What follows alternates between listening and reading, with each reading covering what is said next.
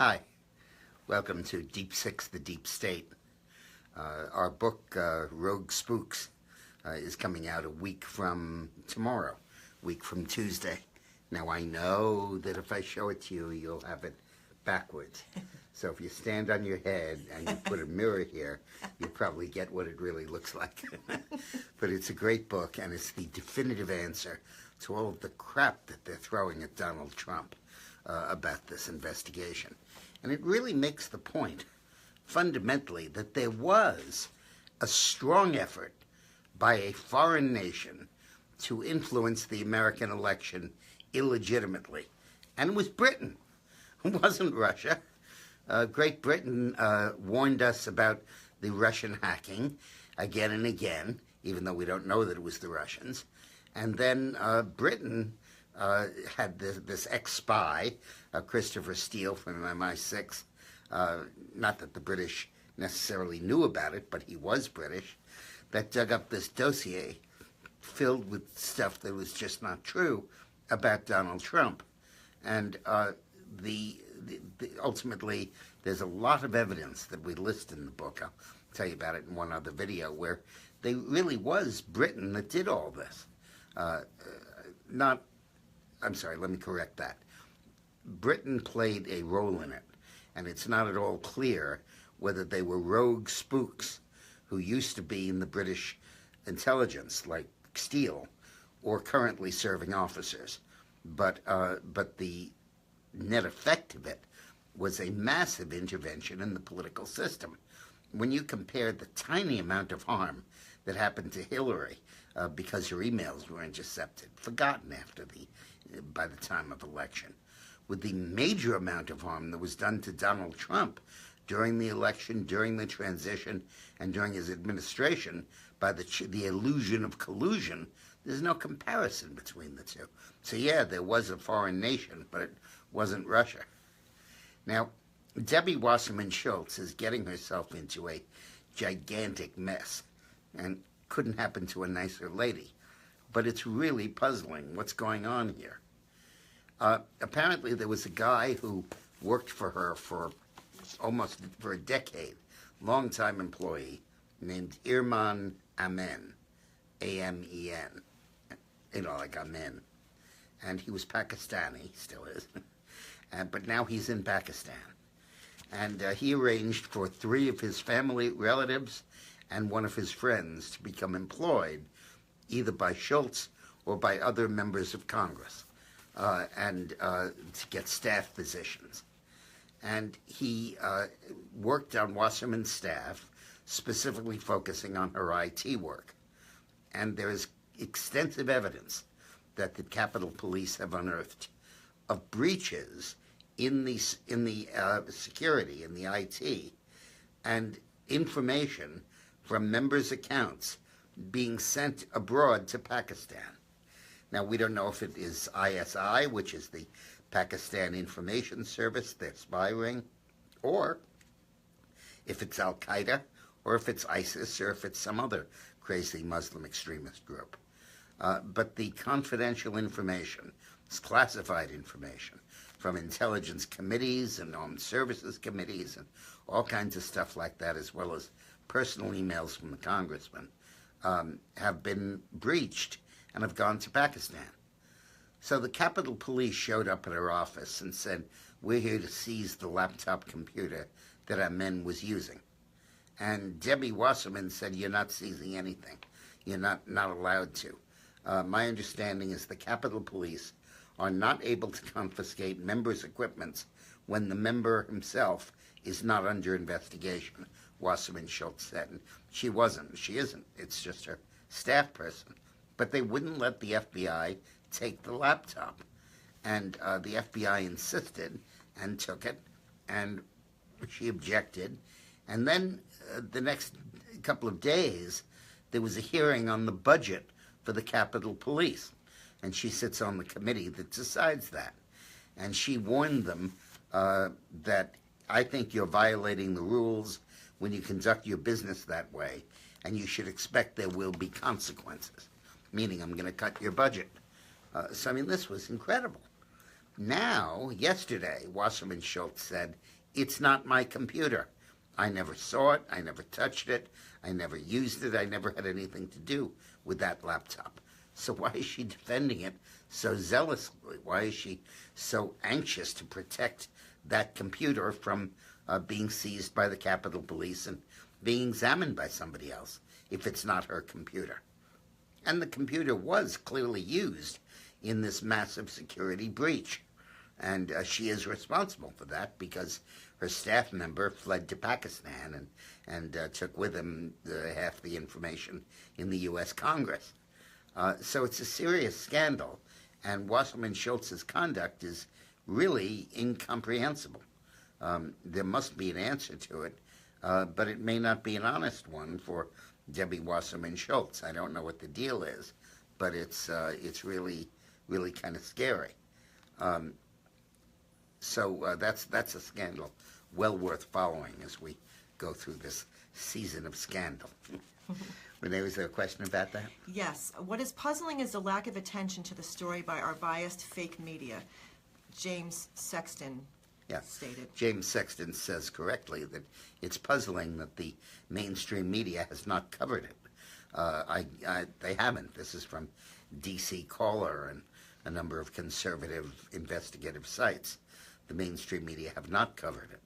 And yet it could be a very significant spy ring. What was your impression of Newt Gingrich when he became the Majority House Speaker in 1995, or do you not have impressions? Sam Hunt asks. Sam Hunt wants to know what I thought of Gingrich when he first took office. I remember that I knew him well. In fact, when he was, before I worked for Clinton in the 1980s, Newt had this funny habit. He would wake up in the morning early, and he would walk around Washington. He had a set route of about 2 miles that he would follow every morning. And he would have his secretary schedule people to walk with him, to talk to him. He would, meet with somebody. And it was the time he devoted for intellectual conversation and historical conversation. And I went on 2 or 3 of those walks, 3 or 4 of those walks with him, and had a lot of fun doing it. But I knew Newt very well and was very impressed with him. When he became Speaker, I basically said, I get it. The brightest man in America, Bill Clinton, is the president. The second brightest, Gore, is the vice president. And the third brightest, Newt Gingrich, is the speaker. There were 3 incredibly intelligent people. Now, of course, Newt was my adversary. I was running things for Clinton, and Newt was the opposition. So he was a very serious opponent. And he had certain weaknesses that I played on. He was a little too full of himself and all of that, and a little too dogmatic ideologically. The one thing he couldn't handle was what I did, which is to tell him yes. I told Bill Clinton, don't tell the Republicans no. They thrive on no. They live off no. Your no supplies them with the energy, the money, and everything else they need to beat you. Tell them yes. We'll balance the budget. Yeah, I'm for that. We'll reform welfare. I want to do that too. We'll extend sentencing and make it tougher on criminals. I'm for that. Yeah, we'll adopt capital punishment at the federal level. I want to do that. And I said the one thing they can't handle is yes, because it totally eliminates their whole constituency, and they go home and figure somebody else to bother. And that strategy was called triangulation. It worked pretty well, and Gingrich was not ready for it. I think he still feels outmaneuvered on that one. Dick, little Jack Pearson, your youngest follower, he first of all, Jack. Yeah, Hey. he says you're awesome, but he Thank wants to know, do you have any updates on beating ISIS? Yeah, well, Beating ISIS by Jack Pearson. What is he, 8? 8 years 8 old. years old, yeah. Yeah, well, I explained in the previous videos that I think that Trump has changed the whole philosophy of attacking ISIS. So instead of a war of attrition, where we try to kill as many of them and they try to kill as many of us, which military commanders always resort to when they can't figure out anything better to do. And instead, Trump said, the important thing is land. The important thing is to control territory. First of all, because they get money from the territory. They enact taxes. They seize oil. They do that kind of stuff. And secondly, their goal is to create a nation, a caliphate state. And to do that, you need territory. So he had the military instruct the Iraqi forces in how do you fight a conventional war for territory. And they've learned it very well. They've now driven ISIS basically out of Iraq, and they're now approaching them in southern Syria. It's amazing what you can do when you decide to win a war as opposed to just trying to walk away from it. Now, there's bad news. Robert Mueller, the special prosecutor, has moved the grand jury. Well, he didn't move the grand jury. He opened a second grand jury. The first one was in Northern Virginia, right across the Potomac. The new one is in Washington, D.C., and it's in D.C. that he's going to do all of his business. Why is that? Is it convenience? Is he worried about the traffic? No way. He wants the D.C. jury pool. Washington, D.C. is 48% black. America's 16% black. Hillary got 93% of the vote in D.C. because the white vote is largely people that work for the federal government and are pro-government and pro-Democrat. So that's a very anti-Trump grand jury pool. And the notion of a jury of your peers is absurd if it's D.C. That is the blackest, most liberal population in America by far. And in a situation where partisan issues are dominant, it's crying out for a change of venue. So he's manipulating the process to set himself up in D.C., where he really has very, very little chance of ever being reversed or ever having the grand jury be a check upon it. Yes, Renee? Could Sessions insert himself back into the Russian fiasco? Ronald Kivinin wants to know. And by the way, people can hear me, so they asked if you could answer instead of repeating the question so they can get more information from you. Good. What's the name? Ronald Kivinin. Kivinin. Yeah, he could reassert himself into it. He's not bound by his recusal. It's not legal. It's not like anyone could sue him. He'd be criticized for it, and it would be controversial. But it depends on how you do it. For example, if he were to say that I don't think any special prosecutor should hire any staff that has contributed money to either of the political campaigns or either of the political parties. And if anyone has, I want him to get rid of those people. He could do that, and he could say, this isn't the Russia investigation. It happens that it applies to Mueller, but this is a policy I'm making for the whole Justice Department. And he could probably get away with that. It's ticklish, but he could. Now, there was a really, really, really, really, really important vote in the Senate Foreign Affairs Committee yesterday. And thank God Friday. And thank God it happened.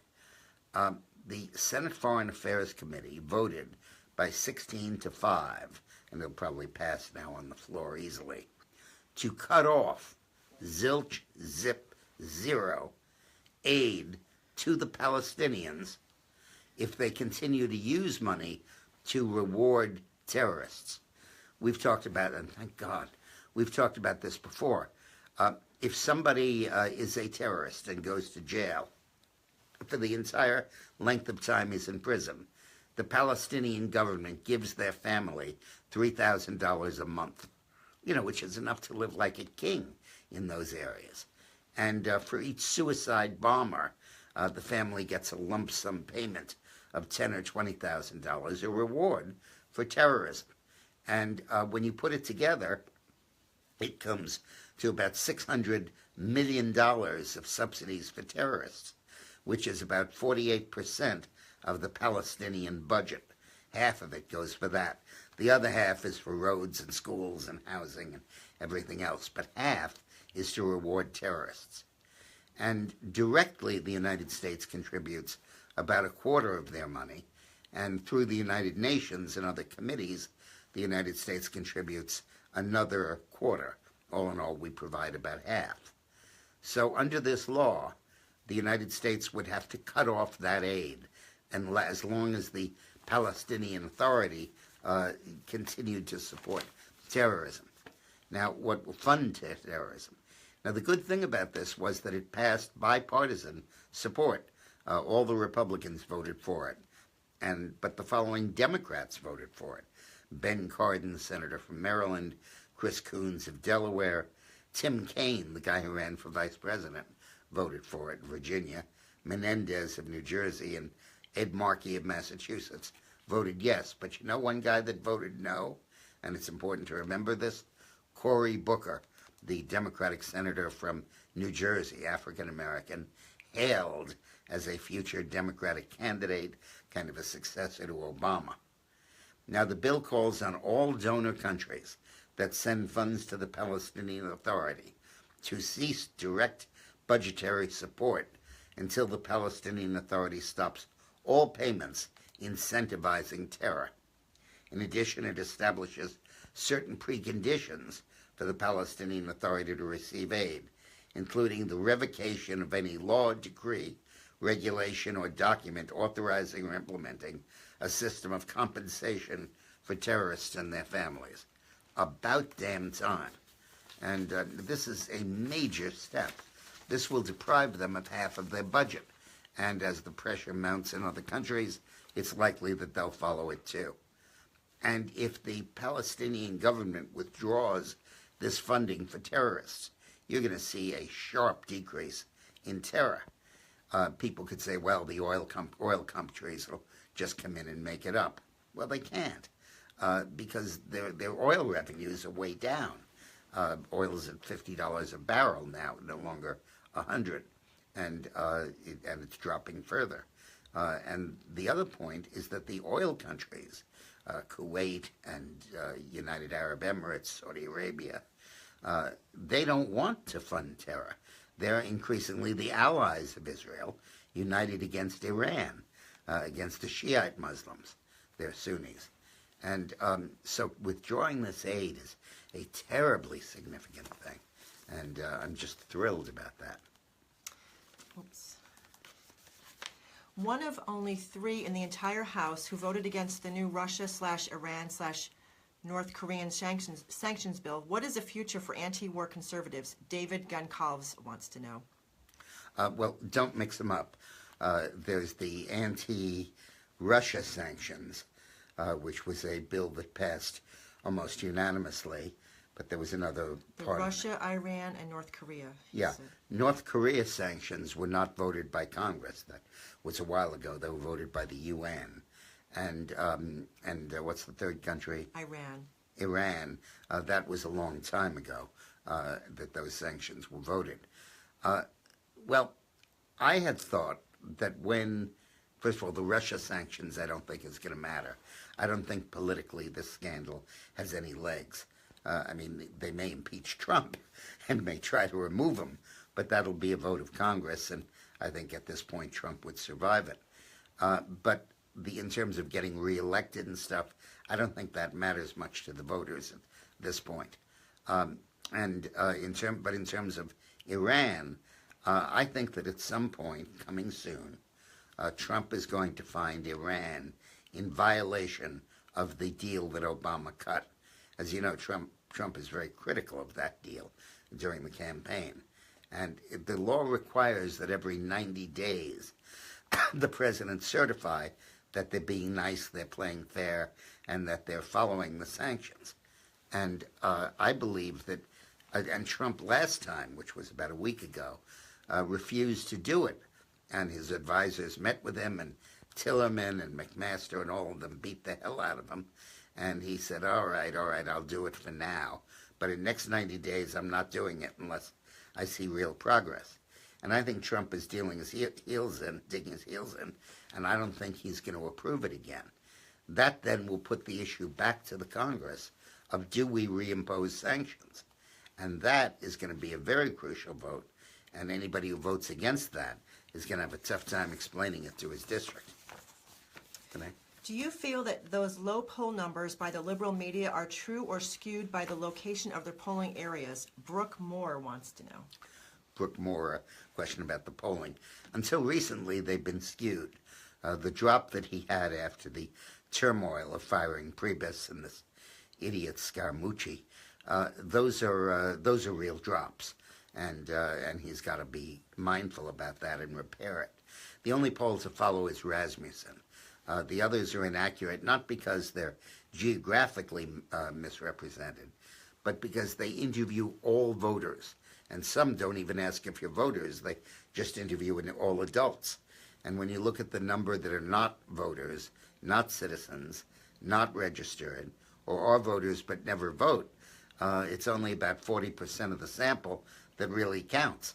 And you don't know how they say because it's diluted by the other 60, which tends to be downscale and tends to be more Democrat. What is the statute of limitations for prosecuting Clinton, Lynch, Comey, and the other obstructionists? Linda Gale Hudson asks. Linda Gale Hudson asks a terrific question about what is the statute of limitation for going after Clinton and Lynch and everybody else, the special prosecutor. By the way, I ought to report to you that we're over 100,000 signatures now on our petition to ask Sessions and Trump to appoint a special prosecutor to investigate Bill Clinton and Hillary and Lynch and Comey. So please go to the website, dickmorris.com, or click on, we still have a link up, Yeah, right? I'll put another link on here. I'll pin it to the top in a minute. Right, coming up, so you can sign that petition. And because that petition is more than just an internet petition, it actually gets delivered by email to your senators and your congressmen. So please sign that. The statute of limitations runs when the last crime is committed. So very often you have a very limited statute, but fraud and concealment extend the statute and extend the illegal stuff.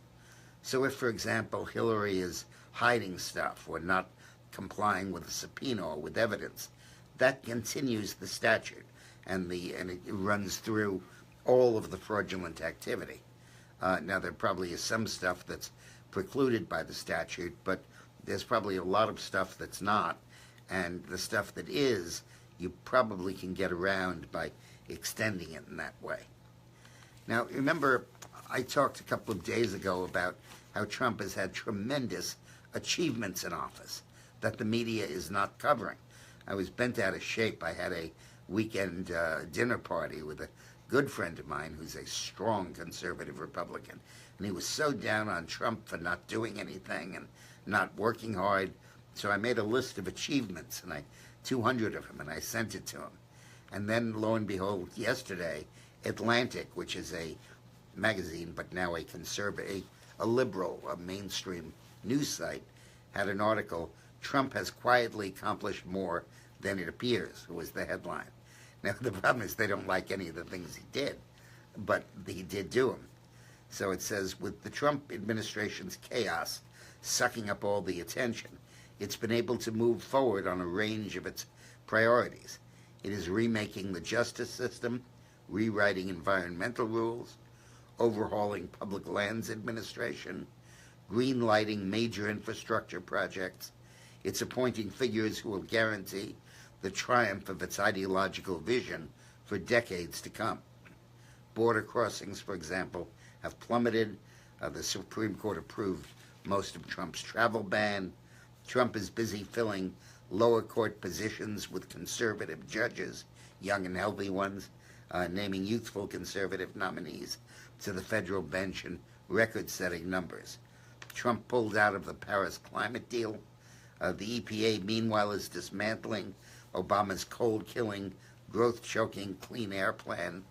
Coal exports by the United States, exports of coal to other countries, have increased from 8 million metric tons to 22 million under Trump. It's a tremendous growth industry for the United States. And don't think that coal is that polluting.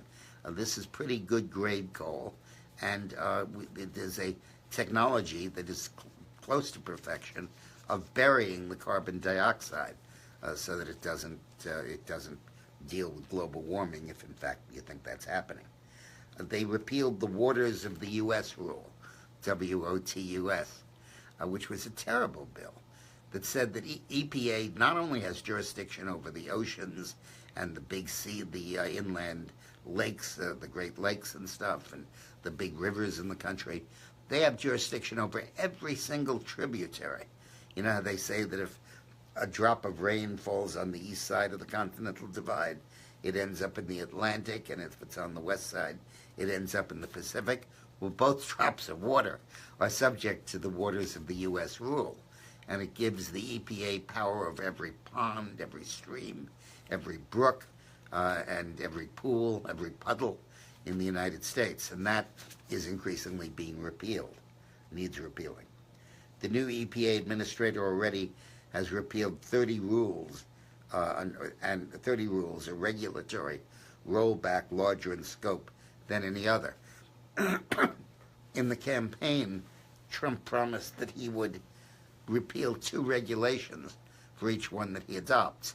The ratio is now 16-1 repealed as to those adopted. He approved the Keystone Pipeline. He's rolled back the ban on coal mining on public lands. So he has done a heck of a job. Okay. Sorry. A town, I think in Maine, is thinking about allowing illegal aliens to vote. How is this possible? Michael Carney asks. Michael Carney asks about illegal immigrants voting. Well, states can let anybody vote they want. They can let non-residents, they can let space aliens vote. Like California, there's no limitation.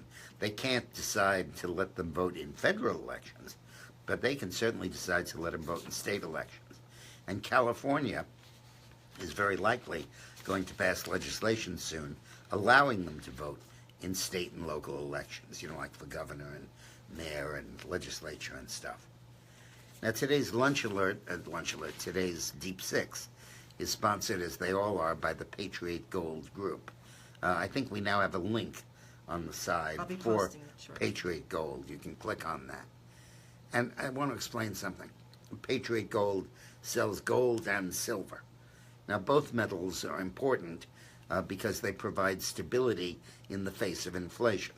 So if the politicians start printing money to go out of style, and they did under Obama, and the money now comes out into circulation, where it's not now, and causes inflation, which it will, gold or silver protect your value. You don't feel inflation. It completely counters them. The gold inflates as fast as the currency does, and you don't lose any money. And silver, too. But with silver, there's another really important aspect, because increasingly in our technological age, silver is the key metal. It's a little like oil was to the Industrial Revolution. All major batteries and cell phones and the electric cars and super communication gear, all of that contain large amounts of silver and have to. Other metals won't cut it. And therefore, when the economy gets moving again, there are 2 reasons to buy silver. One is that you ride out the inflation that comes about with good economic times. But the other is that the price of silver goes up because more and more of it is being required in manufacturing. India, for example, last year imported 580 tons of silver, million tons or something like that, metric tons, but more than it had ever done. China's doing a lot of that. So it's really important to look at that investment opportunity. Go to patriotgoldgroup.com, patriotgoldgroup.com.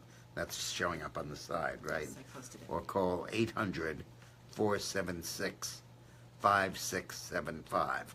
Posted on the side there. 800-476-5675. And if you open a new silver account with Patriot, they will get you started with $1,500 worth of silver for free. What they'll do is send you one of those beautiful silver coins that you can look at, or cash, depending on what you want to do. Now, there was an absurd statement by the Obama administration while they were in power, saying that the average health insurance policy in America under Obamacare would cost $75 a month. Good luck finding one. Everybody pay that much, $7,500. You're only paying $75. You're only paying less than $10,000 a year on health insurance. Good luck. The actual cost has now come out as $168 a month, which is more like it. So an individual is paying about, let's see, $1,600, about $20,000 a year for coverage. And that certainly is more like it.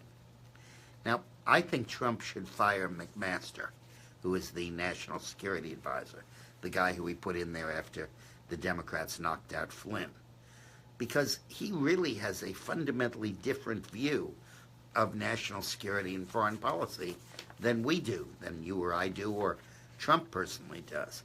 The one conservative group said, everything the president wants to do, McMaster opposes. Trump wants to get us out of Afghanistan, McMaster wants to go in. Trump wants to get us out of Syria, McMaster wants to go in. Trump wants to deal with the China issue, McMaster doesn't. Trump wants to deal with the Islam issue, McMaster doesn't. You know, across the board, we want to get rid of the Iran deal, McMaster doesn't. It is incredible to watch it happening right in front of your face, absolutely stunning. And it occurred to me that Trump is in much the same situation that I found Bill Clinton in when I went to work for him in the White House in 1995, because he was basically a moderate. He didn't want all these liberal programs that he'd had to enact because he needed to get along with the Democratic majority in Congress. And when that got defeated and Gingrich came in and he had a Republican majority in both houses, in a way it saddened him, but in a way it also freed him. And he was able to reach out from that circle and advance his policies. And I used to see him as kind of sitting on top of a mountain, surrounded by enemies.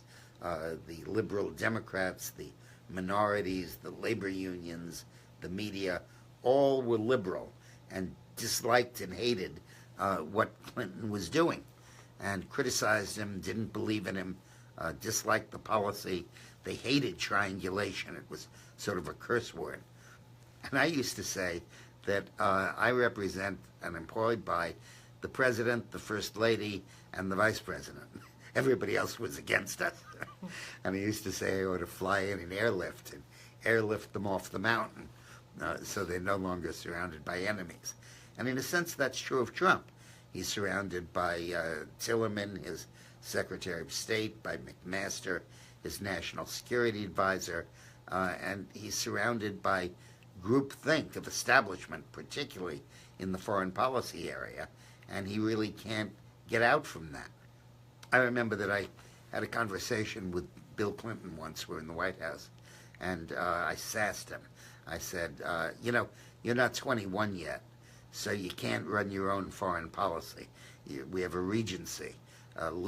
Tony Lake is the National Security Advisor. Warren Christopher is the Secretary of State, and they run foreign policy. And when you turn 21, when you're old enough, you can run it too. And he growled at me and he said, nobody gives me options. They say 3 options: blow up the world, do nothing, or the course we recommend. And he and I worked very hard at crafting other options that led to our ability to succeed in Bosnia and in Kosovo without any casualties, and led to a lot of foreign policy successes.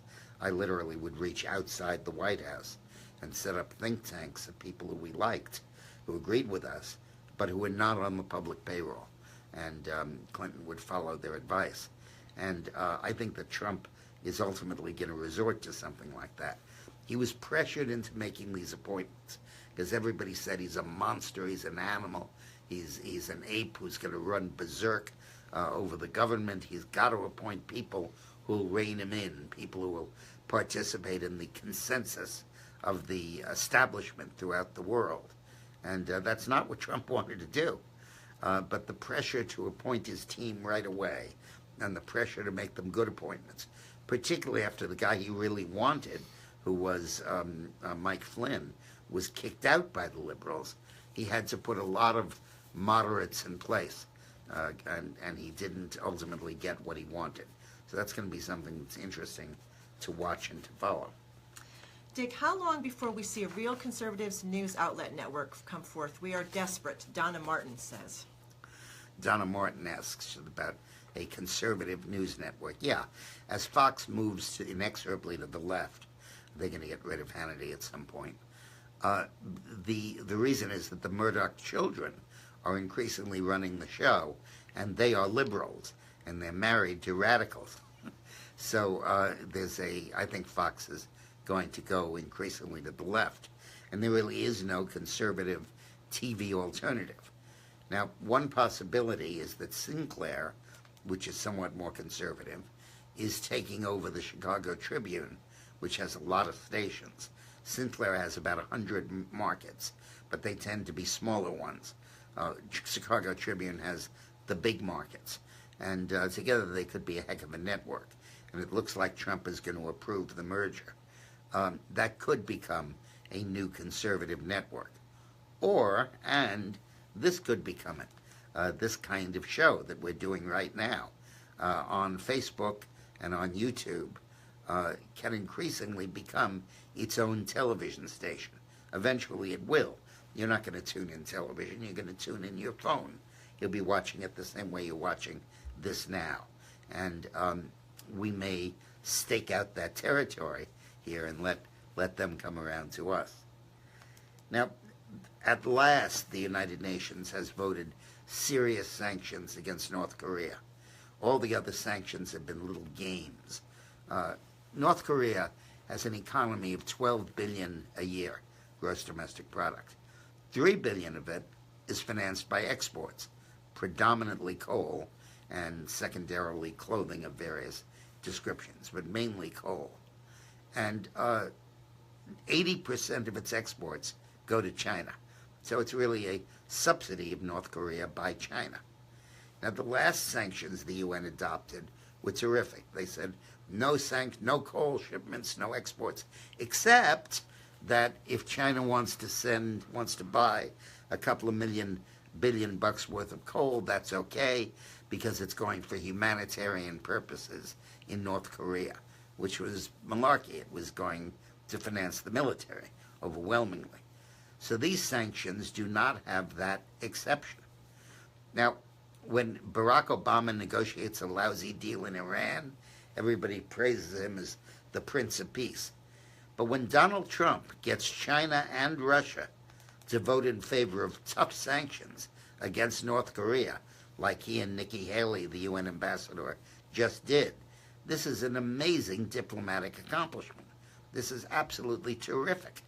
And it's part, I think, of Trump's romancing China and, frankly, backing off a lot of his trade stuff to get their cooperation on North Korea.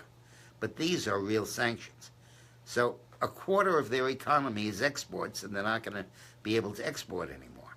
And that means the country is absolutely broke.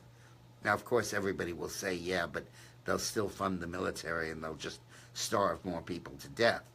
Okay, but military wants to be paid. Equipment needs to be bought. The whole thing needs to operate, and cash is blocking it. And if you read North Korea's hysterical threats about the United States, yesterday they said, we will return 1,000-fold the damage that's being done on us. We will give the world a lesson in the power of nuclear energy, really threatening to bomb the nuclear bomb.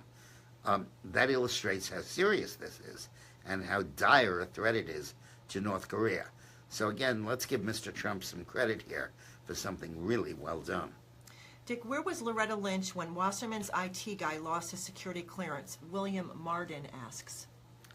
Yeah, where was Loretta Lynch when when Wasserman's security guy lost his clearance? Yes. Now, I don't know if that security guy's the same one I was just talking about, Amen, the guy who's fled to Pakistan. I think that he is. And those investigations were handled by the Capitol Police, not by the Attorney General. And I'm not sure he had jurisdiction, so I don't really know. Jack Tapper, you know that name. He wanted to know, he has one question today. What do you think the odds are of marijuana becoming legal at the federal level? Jack Tapper asks, not Jake Tapper, Jack Tapper asks, what's the chance of pot being legal at the federal level? You know the current state of play.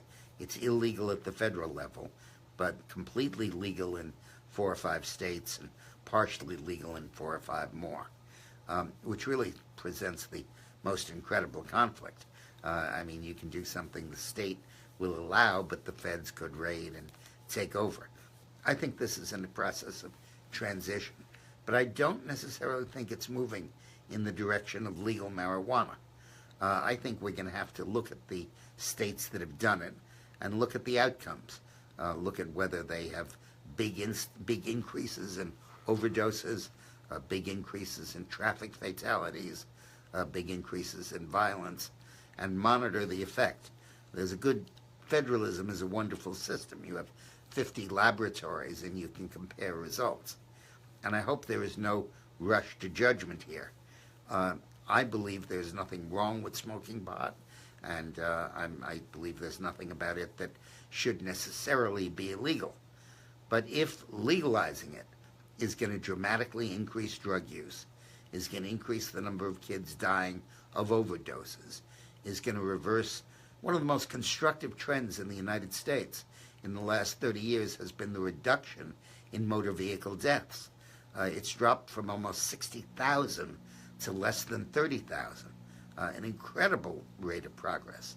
And it's because of seatbelts and better cars, but it's also because of DUI and enforcement of that and the safe driver policy, the designated driver program.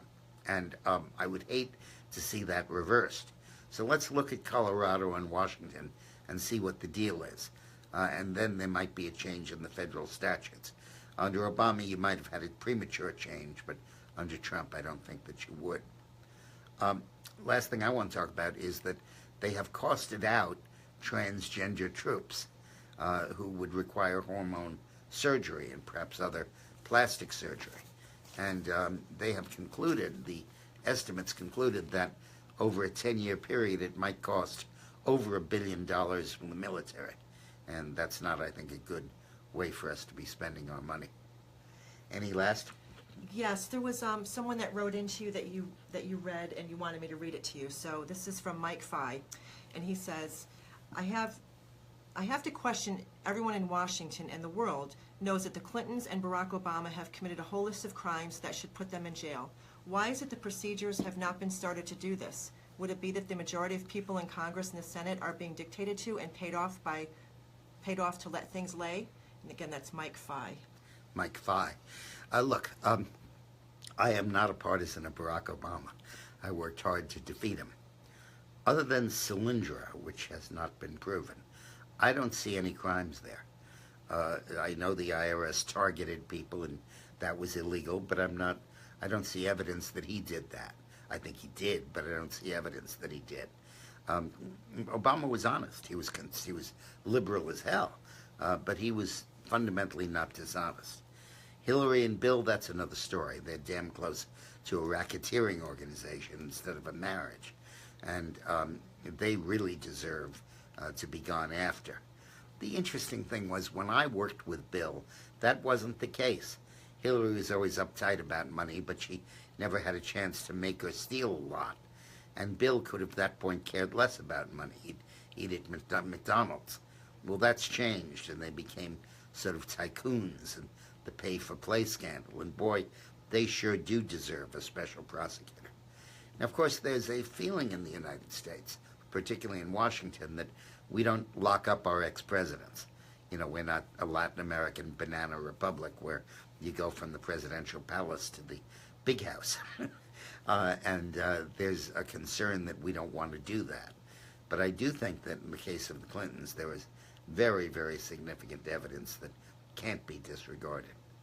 Well, thanks a lot. Before you go, we want to talk about the contest. Oh, yes. Okay, please. Okay. We're going to start a contest between now and the day that Dick and Eileen's book launches, which is August 15th. It's going to be a question of the day. Dick is going to put a question. We're going to put it out on Facebook, and the first best answer wins a free autographed book. So we're going to start this tonight, and we'll announce it tomorrow, the winner. Well, why don't we announce the question now? Oh, go right ahead. Okay. The question is, which president of the United States who got reelected, who won the reelection, had the toughest fight? Okay. Go through now. There are a lot of guys that didn't win reelection. They don't count.